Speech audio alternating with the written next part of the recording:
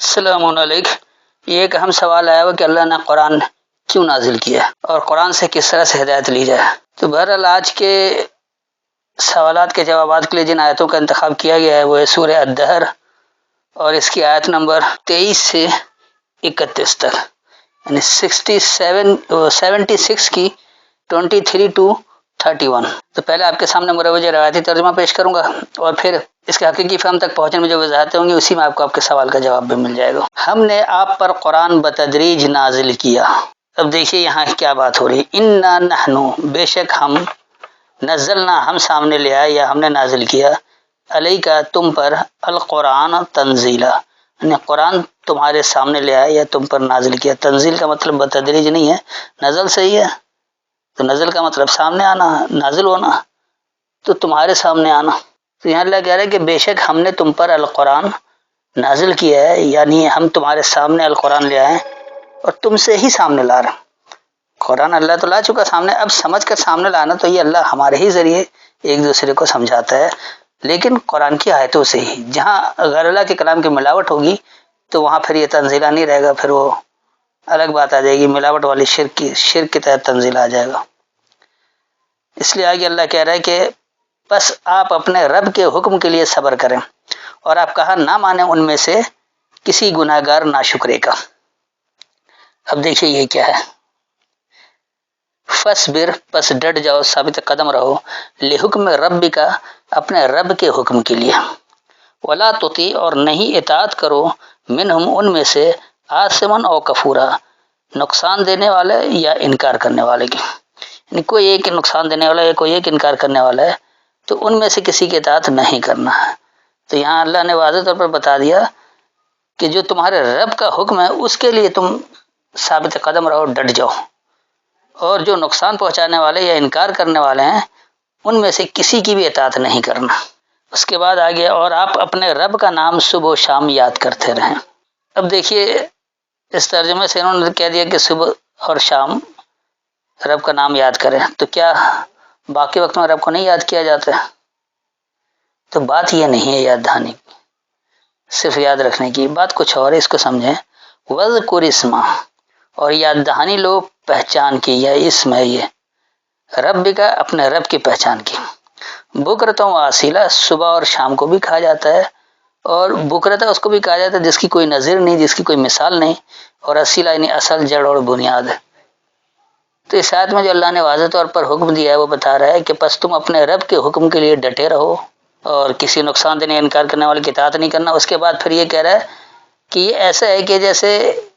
جس کی کوئی مثال نہیں، بے نظیر، اور جس کی اصل جڑ بنیاد ہے، تو اپنے رب کی پہچان کی یاد دہانی لو۔ تو رب کی پہچان، رب کس بنیاد اور کس جڑ پر، کس اصل پر بتا رہا ہے کہ اس پر ہدایت کرنا، تو وہ یاد دہانی لینے سے، اور یاد دہانی کہاں ملے گی؟ اللہ کی کتاب میں ملے گی۔ اس لیے آگے آ رہا پھر،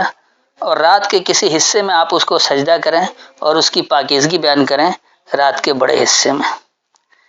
اب دیکھیے انہوں نے ایک تو کہہ دیا کہ رات کے کسی حصے میں سجدہ کریں، تو کیا دن میں سجدہ نہیں کرنا تھا؟ پھر کہہ رہے کہ اس کی پاکیزگی بیان کریں رات کے بڑے حصے میں، رات ہی کو بڑے حصے میں پاکیزگی اختیار کرنا ہے، بیان بھی کرنا ہے، کیا دن میں ایسا نہیں ہو سکتا؟ بات یہ نہیں ہے، ایک تسلسل سے بات چلی تو اللہ اس کے بارے میں کہہ رہا ہے کہ یہاں بات کیا، اور اس کو سمجھیں۔ وَمِنَ اللَّيْلِ، اور خاص تاریکی سے، فَاسْجُدْ، پس فرما بردار ہو جاؤ، لہو، اس کے لیے،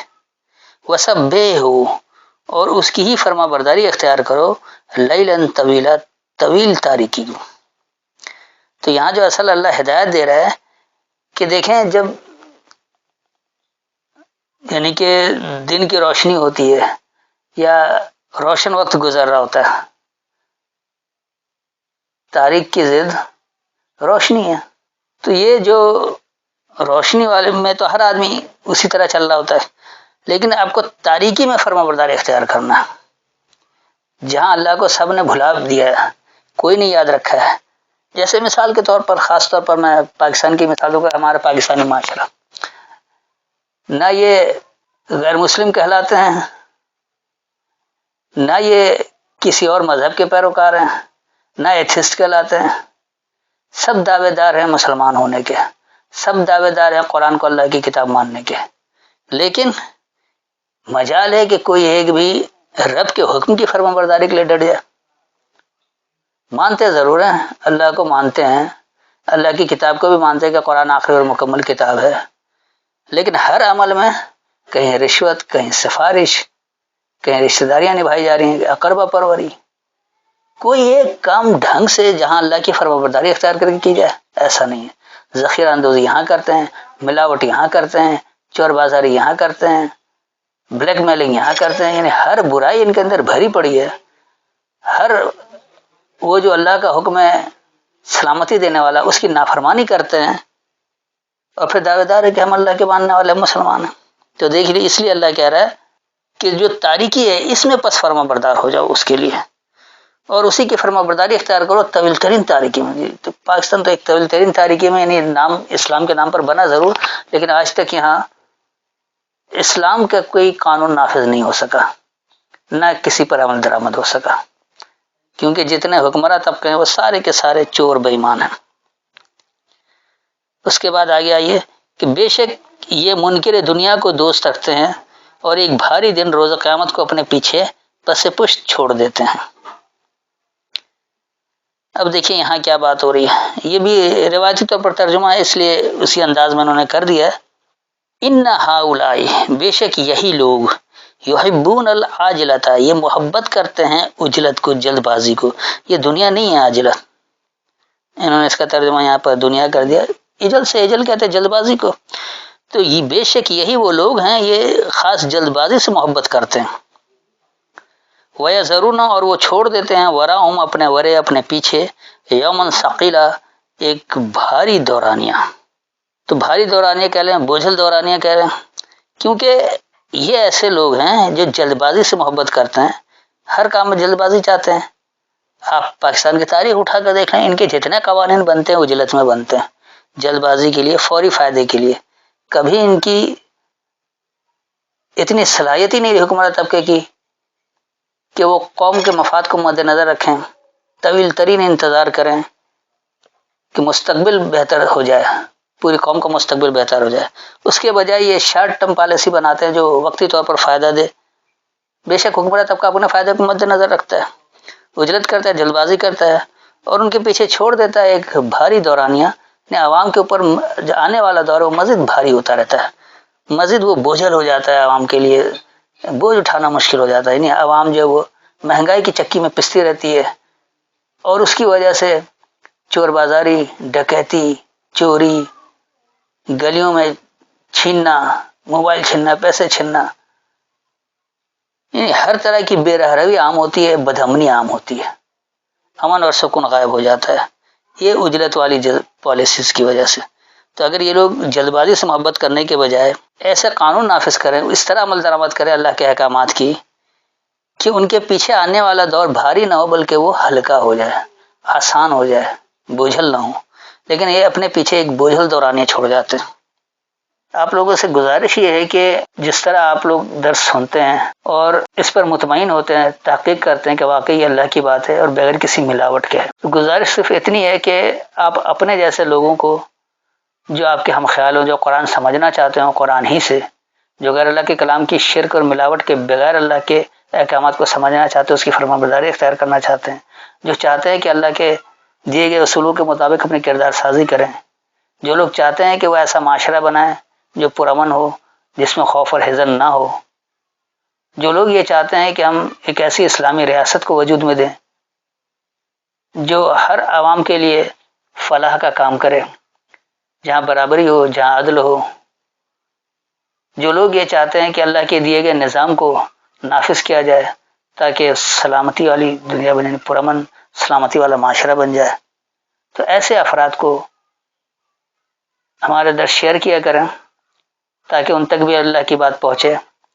اگرچہ ہماری کوئی غلطی ہے تو اس کی وضاحت کریں، یقینی سی بات ہے کہ ہم بھی اپنی اصلاح کے لیے تیار ہیں، لیکن شرط یہ ہے کہ وہ اللہ کی کتاب سے ہی ہوگا، اللہ کے کلام کی نہیں، کیونکہ فلاں نے ایسا لکھ دیا اس لیے فلاں نے ایسا لکھ دیا، ایسا ہرگز نہیں ہونا چاہیے۔ ہاں بے شک اللہ کے حکم کو اللہ کے کلام کے ذریعے ہی سمجھنے میں اگر کوئی کوتاہی نظر آتی ہے آپ اس کی نشاندہی کیجیے، ہم اپنی اصلاح کرنے کے لیے تیار ہیں، اور یہ زیادہ سے زیادہ لوگوں تک پہنچائے تاکہ ہم جلد از جلد اللہ کے نظام کو نافذ کرنے کی طرف جائیں، وہ معاشرہ بنا دیں جو لوگوں کے لیے، دنیا کے لیے مثال بن جائے۔ اس کے بعد دیکھیے ہم نے انہیں پیدا کیا اور ہم نے ان کے جوڑ مضبوط کیے، اور ہم جب چاہیں ان کی جگہ ان جیسے اور لوگ بدل کر لے آئیں۔ اب دیکھیے روایتی ترجمے کی وجہ سے نے کر دیا کہ ایک تو پیدا بھی کیا، پھر جوڑ بھی مضبوط کیا، اور پھر یہ بھی کرے کہ جب چاہیں جیسے لوگ بدل کر لے آئیں۔ تو اتنا ظلم، اتنی بربریت ہونے کے باوجود کیوں نہیں اللہ لوگ بدل دیتا ہے؟ اگر اللہ نے کہا کہ ہم ان جیسے اور لوگ تبدیل کر دیں، تو اگر ایسا ہی ہے تو تبدیل کر دیتا اللہ۔ یقینی سی باتیں سمجھنے میں غلطی ہے کہ یہاں اللہ حکم کچھ اور دے رہا ہے، یہ سمجھ کچھ اور ہے۔ دیکھیے اللہ کیا کہہ رہا ہے، نحن خلقناہم، ہم نے ہی انہیں وجود دیا ہے، وشددنا اسرہم،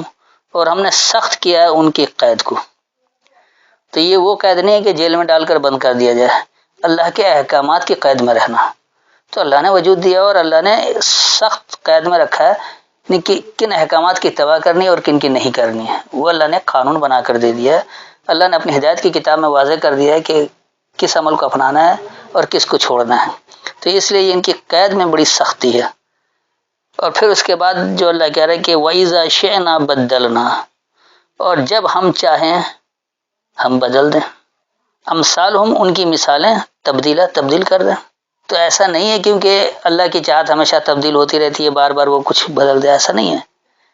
اللہ یہ کہہ رہا ہے کہ جب ہماری چاہت ہے ہم سے بدل لیں، اپنی مثالیں تبدیل کر لیں، کیونکہ اللہ نے ہر شے کا پیمانہ مقرر کر رکھا ہے۔ اللہ نے پہلے ہی کہہ دیا کہ ان اللہ علی کل شیء قدیر، بے شک اللہ ہر ایک شے پر پیمانہ دینے والا ہے۔ اور پھر اللہ یہ بھی کہہ دیا کہ ولن تجد لسنت اللہ تبدیلا، اور ہرگز اللہ کی سنت، اللہ کے طریقہ کار میں کوئی تبدیلی نہیں پاؤ گے۔ ولن تجد لسنت اللہ تحویلا، اور ہرگز تم اللہ کے طریقہ کار کو کبھی ادھر ادھر بھی نہیں پاؤ گے، کبھی اس کو تحویل میں بھی نہیں پاؤ گے۔ تو تحویل اگر آپ اسے قید کرنا سمجھتے ہیں تو بھی سمجھ لیں، اصل میں یہ ہال مادے سے ہے، اور ہال کہتے ہیں ارد گرد کو۔ تو کبھی ادھر ادھر کرنا، اللہ اپنے طریقہ کار کو تھوڑی دیر کے لیے تبدیل کر دے کہ عیسیٰ کو بغیر باپ کے پیدا کر دے اور باقی سب کو باپ سے ہی پیدا کر رہا ہے، سنت تبدیل ہو گئی؟ ایسا نہیں ہے۔ اسی طرح عیسیٰ گود میں بولنا شروع ہو گیا جبکہ کوئی بچہ گود میں نہیں بولتا، تو کیا یہ اللہ کی سنت تبدیل نہیں ہو رہی؟ لیکن دھڑلے سے کہتے ہیں کہ اللہ نے سنت تبدیل کر، جبکہ اللہ کہہ رہا ہے کہ ہم تبدیل کیا ہی نہیں کبھی سنت۔ تو اگر ہماری چاہت ہوتی ہم بدلتے ان کی مثالیں تبدیل کر کے، تو اللہ نے کوئی مثالیں تبدیل نہیں کی۔ دنیا بھر کے انسانوں کے لیے شروع سے آخر تک ایک ہی ہدایت ہے، اللہ کے احکامات میں کوئی تبدیلی نہیں ہے۔ ہاں یہ ضرور ہے کہ یہ اپنی تفصیل میں آگے بڑھتا رہا، اللہ کے احکامات شروع سے وہی ہیں، آخر تک وہی رہیں گے۔ ان احکامات پر جنہوں نے فرما برداری اختیار کی ان کا نتیجہ کیا نکلا، جنہوں نے نافرمانی اختیار کی ان کا نتیجہ کیا نکلا، وہ اللہ نے مثالیں اس قرآن میں دے کر بتا دیا ہے تاکہ آپ زیادہ سے زیادہ اللہ کی فرما برداری اختیار کریں اور نافرمانی سے بچیں، اپنے ماحول کو خود بہتر بنائیں، اپنے آپ کو خود ترقی یافتہ بنائیں، اللہ کے احکامات پر عمل درآمد کر کے فرما بردار بن کر۔ اور اگر نافرمانی کریں گے تو غلط نتیجہ آپ کے ہی سامنے آئے گا۔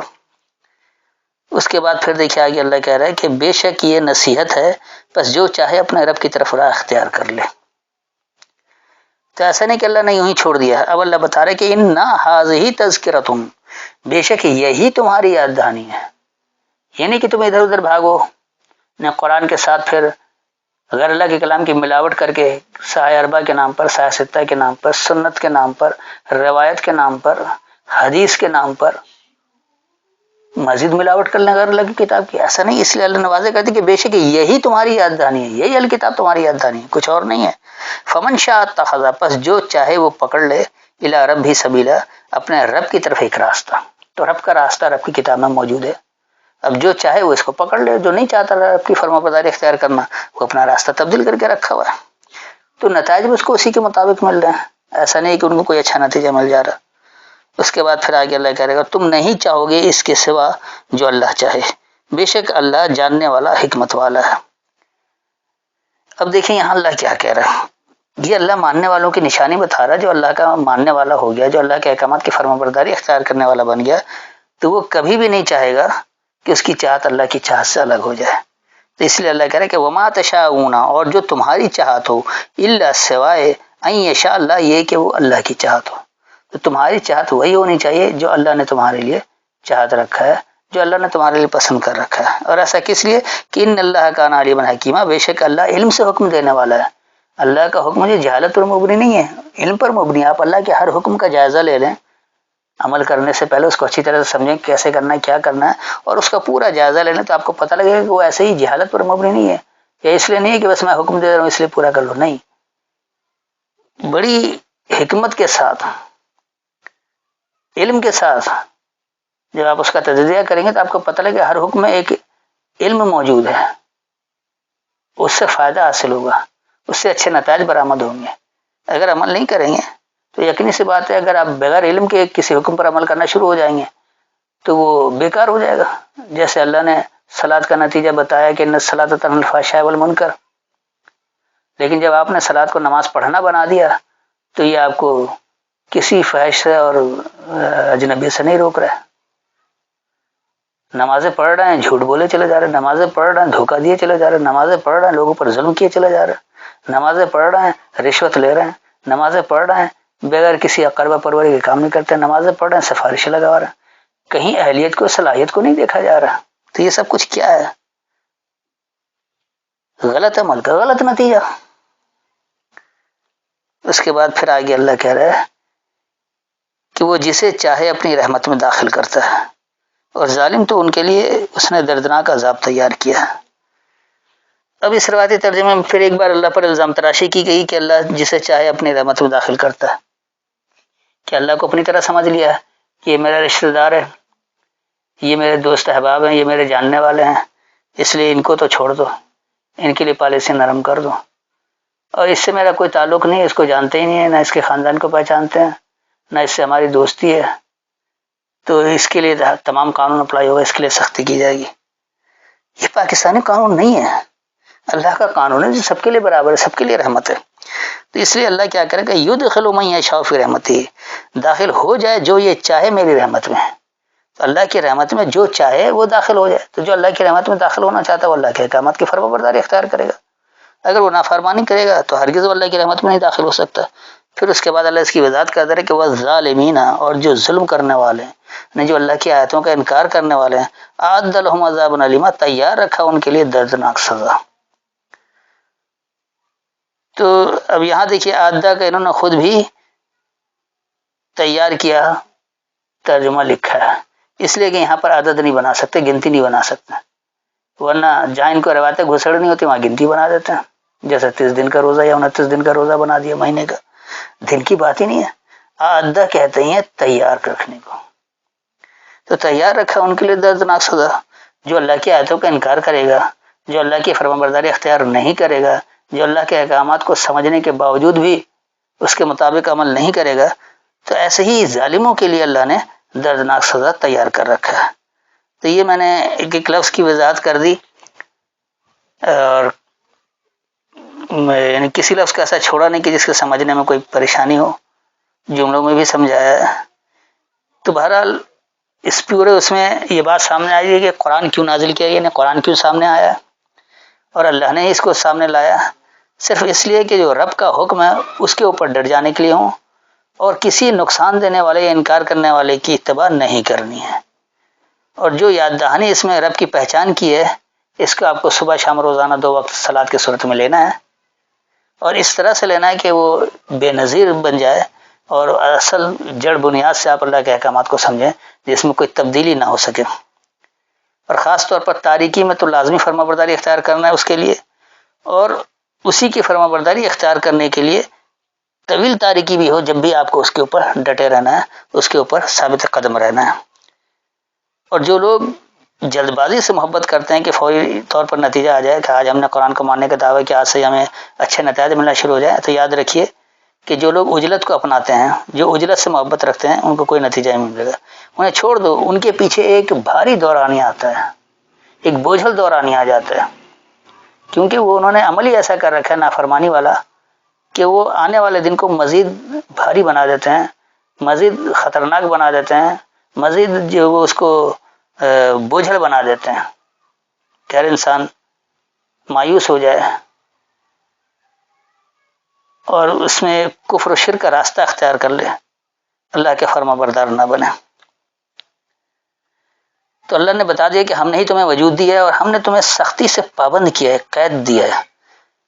اور اگر ہماری چاہت ہوتی تو ہم ان کی مثالیں تبدیل کر کے رکھ دیتے، بدل دیتے، ہم سے بدل جاتی ان کی مثالیں، اور تم خود ہی بدلتے کہ یہ چیز صحیح نہیں ہے۔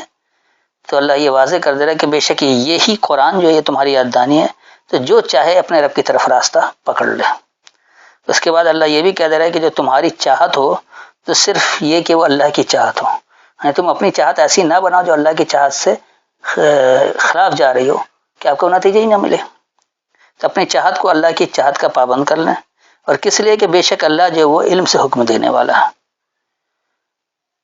پھر اللہ نے یہ بھی بتا دیا کہ جو چاہے اللہ کی رحمت میں داخل ہو جائے، اللہ نے کسی پر پابندی نہیں لگا رکھی، جو اللہ کے احکامات کو سمجھے اس پر عمل کرے وہ اس کی رحمت میں داخل ہو جائے۔ لیکن جو لوگ اللہ کی آیتوں کا انکار کرتے ہیں اور ظالم بن جاتے ہیں، تو ظالموں کے لیے اللہ نے کہا کہ ہم نے ان کے لیے دردناک سزا تیار کر رکھا ہے۔ آپ دیکھ رہے ہیں آج کے مسلمانوں کا انجام، دنیا میں کس طرح دردناک انجام بھگت رہے ہیں۔ صرف نام کا مسلمان ہونا ہی ان کی دہشت گرد ہونے کے لیے کافی ہے، ان کے خلاف دنیا کے تمام قانون کو اپلائی کیا جاتا ہے، ان کی کوئی وقت نہیں ہے، کوئی حیثیت نہیں ہے، کوئی مقام نہیں ہے۔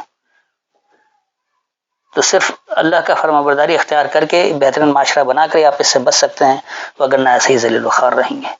پھر بھی کوئی تشنگی رہ گئی، کوئی بات سمجھ میں نہ آئی تو آیت کا حوالہ دے کر دوبارہ پوچھ سکتے ہیں۔ السلام علیکم۔